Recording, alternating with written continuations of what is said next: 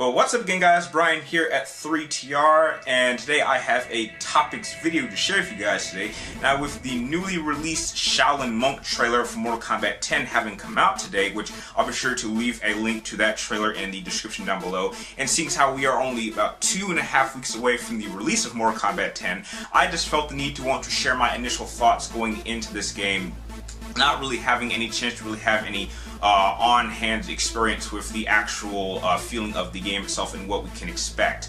But first off, I would just like to say that, first off, I'm pumped up for this game. It is, if I remember correctly, this is my 4th most anticipated game of 2015, and I have no doubt that Mortal Kombat 10 will be insanely awesome. This is a sequel to the very highly successful reboot of Mortal Kombat 9, which was truly awesome, and I believe it was probably, if not probably the game of, for me, it was the game of the year for 2010 when this game was released. And I'm happy to say a couple of the elements that this game is providing are certainly interesting. However, I am a little bit on the fence about certain things that they may have taken out or certain directions that they may want to take this game. Now, starting off with the initial story, one thing that is still continue to be an enigma, but we did happen to get maybe a little bit of light as for what the exact plot of Mortal Kombat 10 is going to be, is how a lot of these characters that supposedly died at the end of Mortal Kombat 9, spoiler alert, or somehow return, especially with the announcement that Liu Kang will officially be on the roster. And I think if you actually watch the Shaolin Monk trailer, you kind of get a little hint about how he is back and why he's really pissed off at Raiden, which makes sense because Raiden ended up accidentally killing him at the end of Mortal Kombat 9.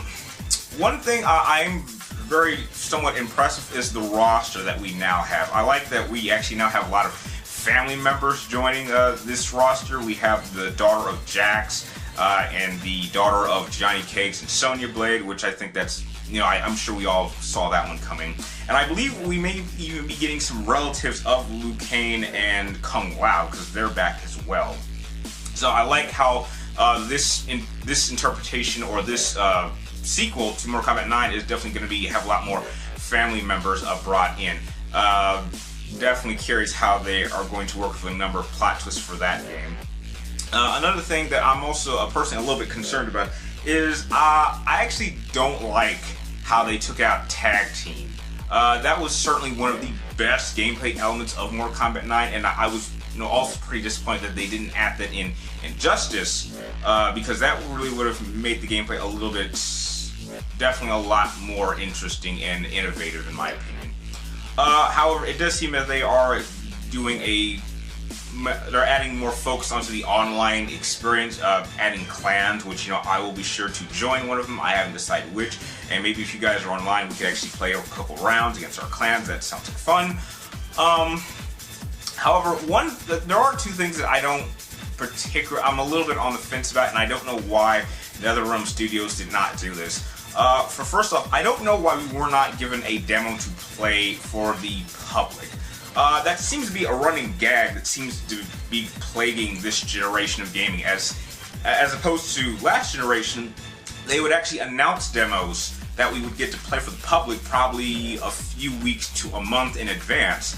And that's certainly something I do miss. I mean, they do release demos, but if you play Final Fantasy Type 0, you were only allowed to play the Final Fantasy 15 demo if you bought the game. And although that is clearly a publicity stunt to get you to buy the game, which I am still having fun with this game, I just kind of wish that it was a lot more open, because it kind of seems that in order to get a taste of the game, you have to pay for it, and I don't think that's how the demos should work at all. And another thing I already know I don't think I'm going to like. I know that some people may not have a problem with it, but I personally will. I don't like how, I mean, I don't mind that there's 3 variations of each character. I just don't like how you can't switch between them in the middle of combat. I mean, if you even go back to the Deadly Alliance trilogy, that was a combat system that was in the game, and I think it made the game a lot more challenging.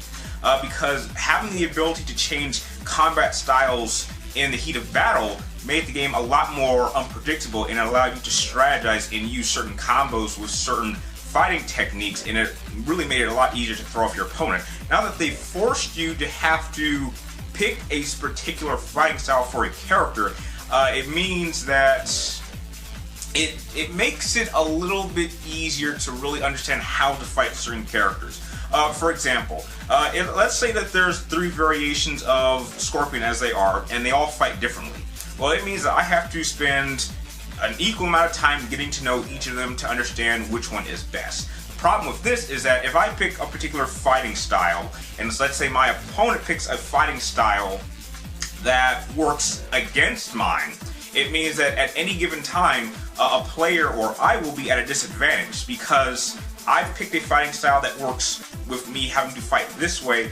My opponent has picked a fighting style that works on my fighting style's weaknesses, and so it kind of makes it a little unbalanced, and that's really one of my big fears about this year's Mortal Kombat, is that it might force me to have to I just think that there's going to be some balancing problems, because I know that certain fighting styles are going to work better against others, and because I'm not sure if you can keep it a secret as to what your fighting style is, I don't know anything about how the multiplayer works quite yet.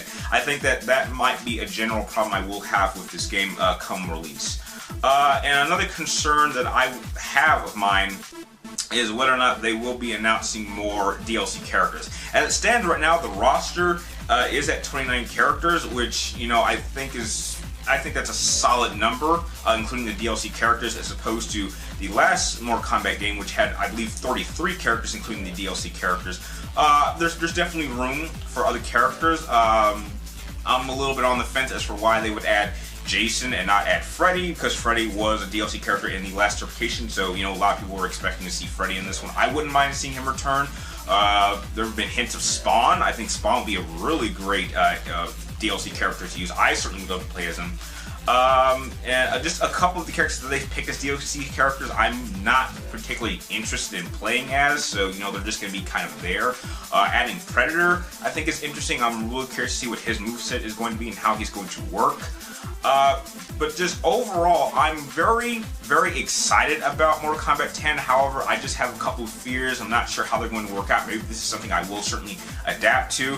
And I am just really curious to see, in terms of story, what new direction they're going to take in Mortal Kombat 10. And so, those are most of my initial thoughts. I'm still pumped up for this game, just have a couple little fears, but I really would like to know, what are some of your guys' initial thoughts? Are you guys happy with the new set of DLC characters? Are there some characters that you hope will be announced in future DLCs?